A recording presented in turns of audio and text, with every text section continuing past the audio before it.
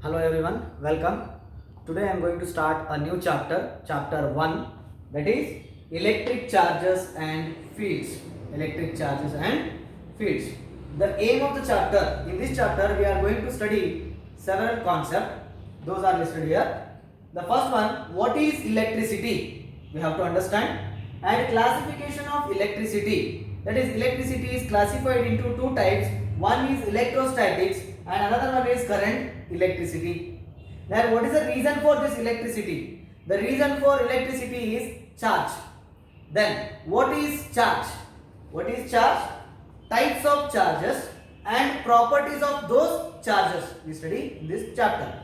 Next, classification of materials. Materials are classified into two types. The first one is conductors, the second one is insulator, and how they are classified, on what basis they are classified, we study in this chapter. Next, electrification. The meaning of electrification is nothing but charging. Charging an uncharged body by some processes.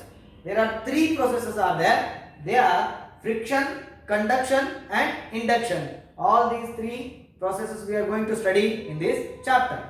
Next, gold leaf electroscope. This device is a very essential to find out the charge on a body. For example, consider this chalk. Whether this chalk has a charge or not. How to identify that? That will be identified using the gold leaf electroscope. Okay? Next, Coulomb's law. Coulomb's law is which gives the information about the force experienced between two charges. Those two charges may be positive or negative, and one may be positive and another may be negative. Between those two charges there will be a force, and that can be calculated using Coulomb's law. This Coulomb's law is similarly to the gravitational law. In the gravitational law, the force between two bodies which are having mass, the gravitational law depends upon the mass, but here the Coulomb's law depends upon the charge of those two bodies. Correct? Next, electric field. What do you mean by electric field? Electric field intensity, uniform electric field, non-uniform electric field, electric field lines, and properties of those electric field lines we are going to study in this chapter. Next, what is dipole?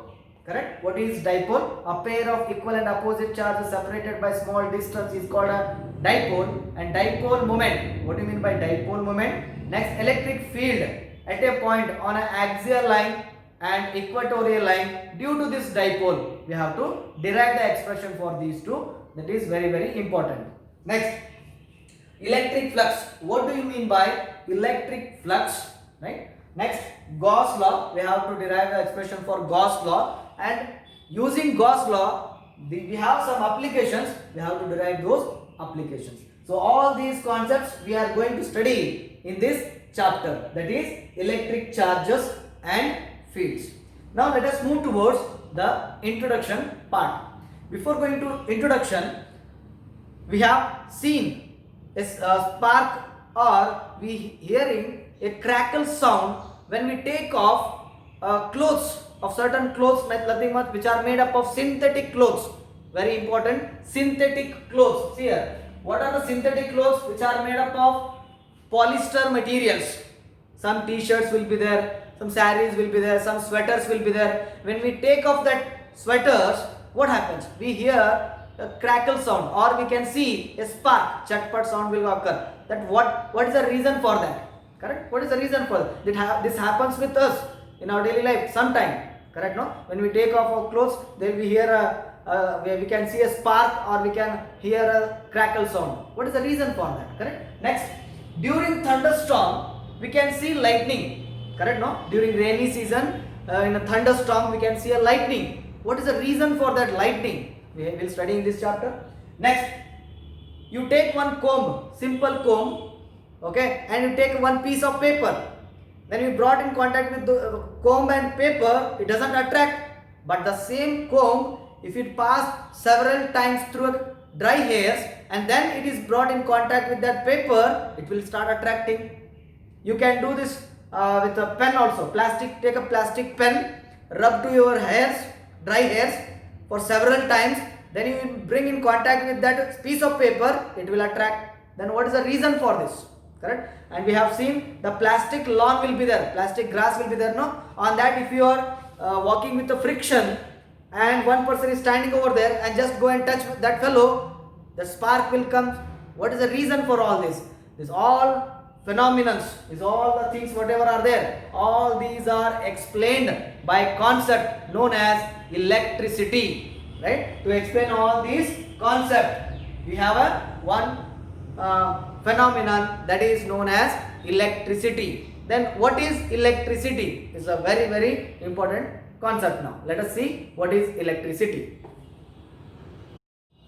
Yes, then what is electricity? Electricity is a branch of physics which deals with the study of charges. Correct? So how you can define electricity? It is the branch of physics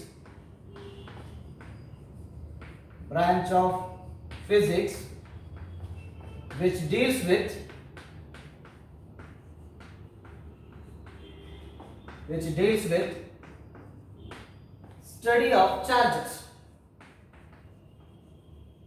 study of charges. That is called electricity. Correct? So what is electricity? It is a branch of physics which deals with the study of charges. That is called electricity. Next, this electricity is classified into two types. This electricity is classified into two types. The first one is electrostatics.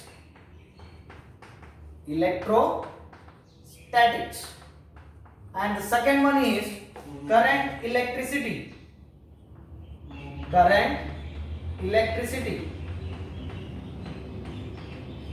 Then we can define what is electrostatics. Correct, no? So here the electro means, the meaning of electro is charge. The meaning of electro is what? Charge. And the meaning of statics is rest. Correct? Then how you can define this electrostatics? Electrostatic is defined as the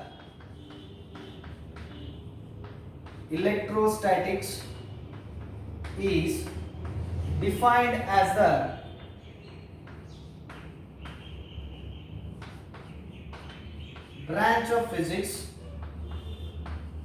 of physics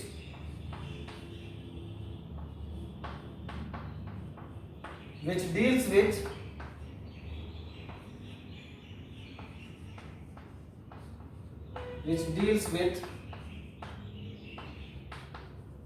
study of behavior of charges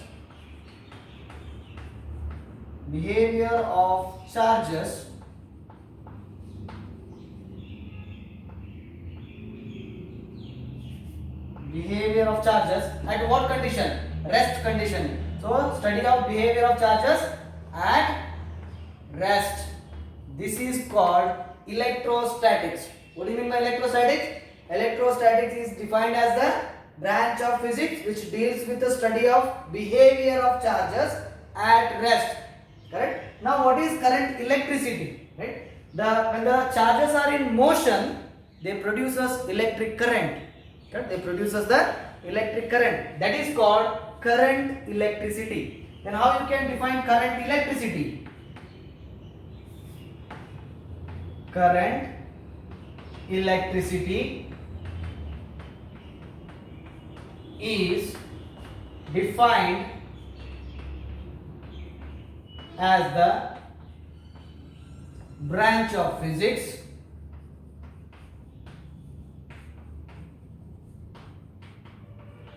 which deals with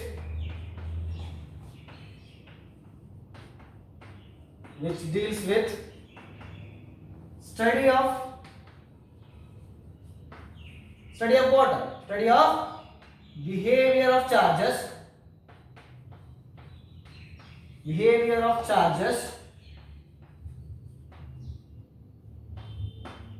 in motion.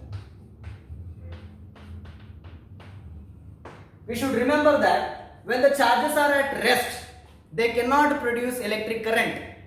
Correct? When the charges are at rest, they can produce us the force, they can produce us the field, they can produce us the potential, but they cannot produce us the current. Only current is produced when the charges are in motion. Is a very important concept. I'll write here. When the charges are at rest, they can produce us force, that is called electrostatic force. It can produce us field, that is called electric field. They can produce us what? Potential when the charges are at rest. Correct? When the charges are in motion, they can produce electric current and magnetic field.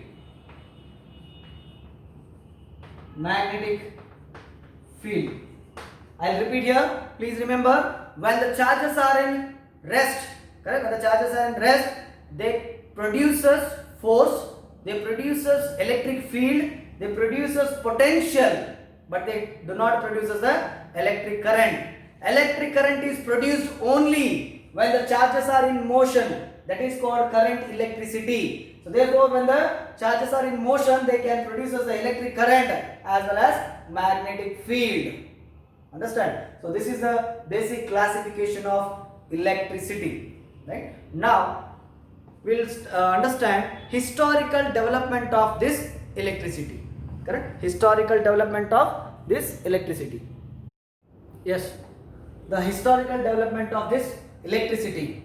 The first time the person who said about this electricity is one of the Greek scientists. His name is Thales of Miletus. His name is what? Thales of Miletus. In 600 BC, a long time ago, right? He discovered that when amber rubbed with the fur, amber like material is there, one material is there, that amber rubbed with the fur, fur is nothing but a kind of wool, right? The amber acquires, when we rub amber with the fur, the amber acquires the property of attracting a small light objects like dust particles, feathers, correct, lint, etc. It starts attracting. Now assume that this is an amber, okay.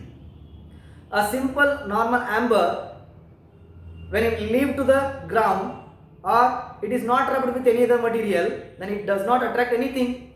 But Thales of Miletus, what is telling, when this amber rubbed with the fur, see, rubbed with the fur, then you are placing to the ground, such that what happens? It start attracting the dust particles, lint, feathers, only when it is rubbed with the wool or fur, correct? At that time it gets the attractive property, correct? So this is first explained by the Greek scientist known as Thales of Miletus. After this, see, so many people have a confusion that what is amber, correct? Amber is nothing but a fossilized resin material or matter which found near the seashore. In the seashore there is a light stone will be there, correct? So if you in a Google, if you search what is amber, you will get images of a stone which is available in the seashore, or else there we have many trees here. So you just cut the surface for a small area and leave that. There is a one gel like substance will come after 2 days, correct? Then that gel was after long time, when it is dried, it will be a amber. That material is called as a amber, correct? So that amber is nothing but fossilized resin found near the seashore. And what is fur? Fur is nothing but a kind of wool, sheep wool, cat hairs will be there, that is called wool or woolen, correct? No? So that kind of, when amber rubbed with the fur, then amber will get a attractive property of what it will attract? It attract dust particles, feathers, lint, etc. It start attracting. This is said by Thales of Miletus. Only he said this much, he did not give any further information. After long time, another Greek scientist, his name is William Gilbert.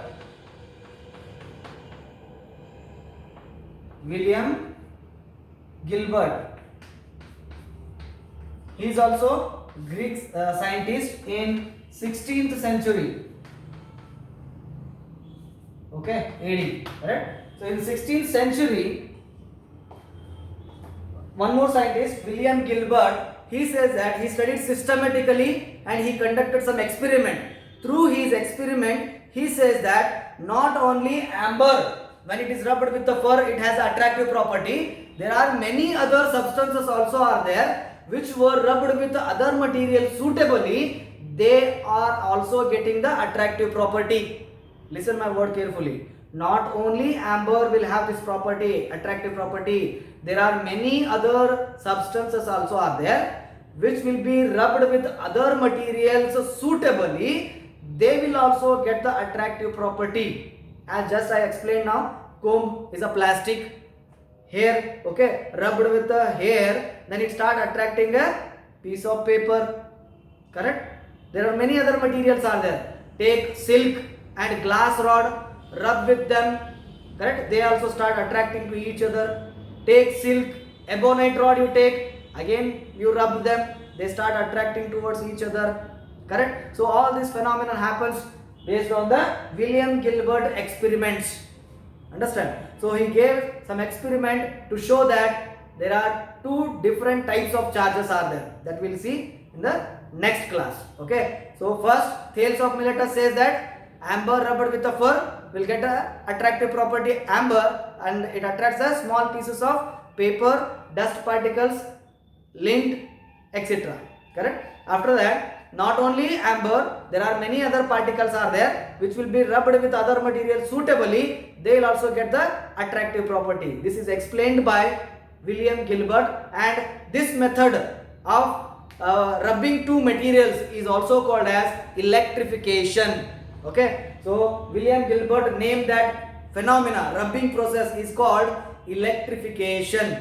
Understand? So I'll stop this class now here only. So the next class I will explain modern concept of matter, and we'll move towards a concept. Thank you.